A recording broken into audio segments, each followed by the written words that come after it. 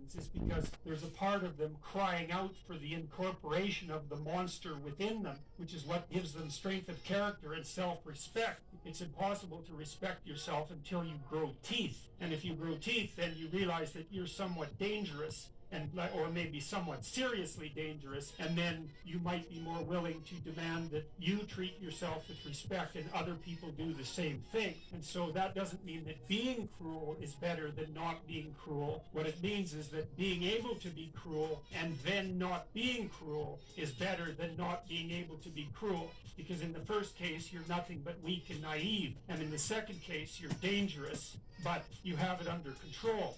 And, a lot of martial arts concentrate on exactly that as part of their philosophy of training. It's like, we're not training you to fight.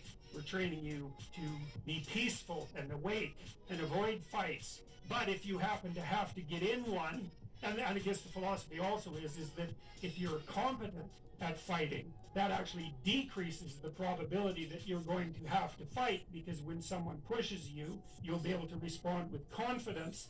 And with any luck, and this is certainly the case with bullies, with any luck, a reasonable show of confidence, which is very much equivalent to a show of dominance, is going to be enough to make the bully back off. And so the strength that you develop in your monstrousness is actually the best guarantee of peace. And that's partly why Jung believed that it was necessary for people to integrate their shadow.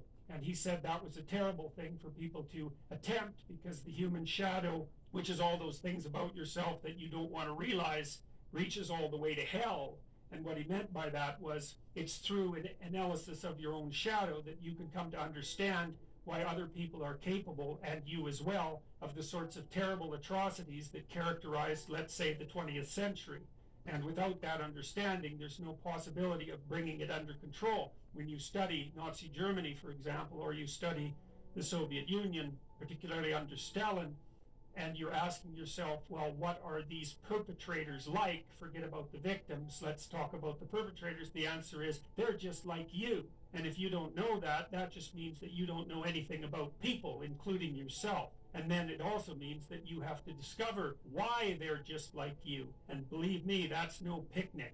So that's enough to traumatize people, and that's partly why they don't do it. And it's also partly why the path to enlightenment and wisdom is seldom trod upon, because if it was all a matter of following your bliss and doing what made you happy, then everyone in the world would be a paragon of wisdom. But it's not that at all. It's a matter of facing the thing you least want to face. There's this old story in King Arthur where the knights go off to look for the Holy Grail, which is either the cup that Christ drank out of at the Last Supper, or the cup into which the blood that gushed from his side was poured when he was crucified. The stories vary, but it's basically a holy object, like the phoenix in some sense, that's a representation of transformation. It's an ideal, and so King Arthur's knights, who sit at a round table because they're all roughly equal, go off to find the most valuable thing. And where do you look for the most valuable thing when you don't know where it is? Well, each of the knights looks at the forest surrounding the castle and enters the forest at the point that looks darkest to him. And that's a good thing to understand, because the gateway to wisdom and the gateway to the development of personality, which is exactly the same thing, is precisely through the portal that you do not want to climb through. And the reason for that's actually quite technical. This is a Jungian presupposition too, is that, well, there's a bunch of things about you that are underdeveloped, and a lot of those things are because there's things you've avoided looking at because you don't want to look at them, and there's parts of you you've avoided developing because it's hard for you to develop those parts. And so it's by virtual necessity that what you need is where you don't want to look, because that's where you've kept it.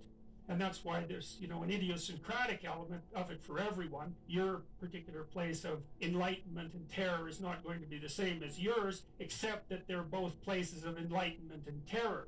So they're equivalent at one level of analysis and different at another. So anyways, back to fiction and what it does. It distills truth, and it produces characters that are composites. And the more they become composites, the more they approximate a mythological character. And so they become more and more universally true and more approximating religious deities. But the problem with that is they become more and more distant from individual experience. And so with literature, there's this very tight line where you need to make the character Things we need friends to more help than out. merely human, but not so much of a god that, one of the things that happened to Superman in the 1980s, Superman started out, he's got a heavenly set of parents, by the way, and an earthly set of parents, and he's an orphan like Harry Potter.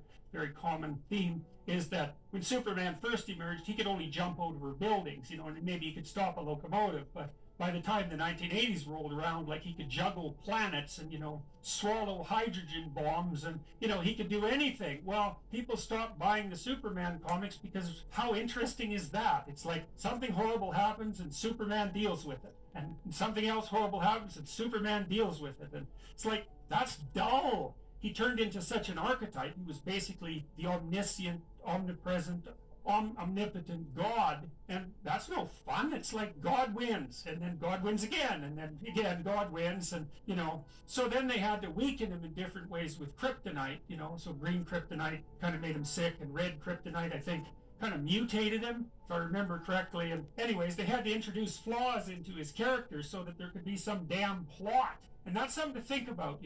There's a deep existential lesson in that.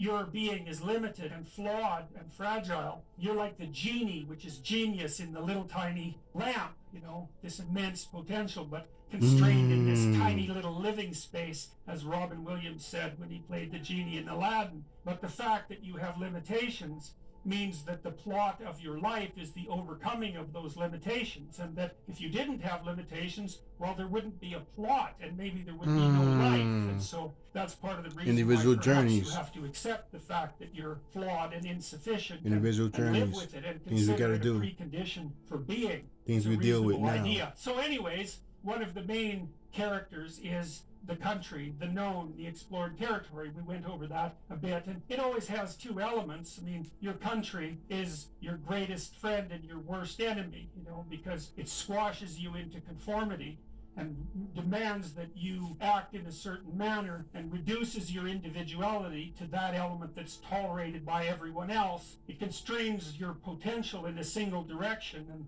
so it's really tyrannical, but at the same time, it provides you with a place to be and all of the benefits that have accrued as a result of the actions of your ancestors and all the other people that you're associated with. So there's the good tyrant or the bad tyrant and the good king, and those are archetypal figures, and that's because they're always true, and they're always true simultaneously, which is partly why I object to the notion of the patriarchy, because it's the apprehension of a mythological trope, which is that of the evil tyrant, without any appreciation for the fact that the archetype actually has two parts, and the other part is the wise king. And you can tell an evil tyrant story about culture, no problem, but it's one-sided, and that's very dangerous, because you don't want to forget all the good things that you have while you're criticizing all the ways that things are in error. That's a lack of gratitude, and it's a lack of wisdom. It's founded in resentment.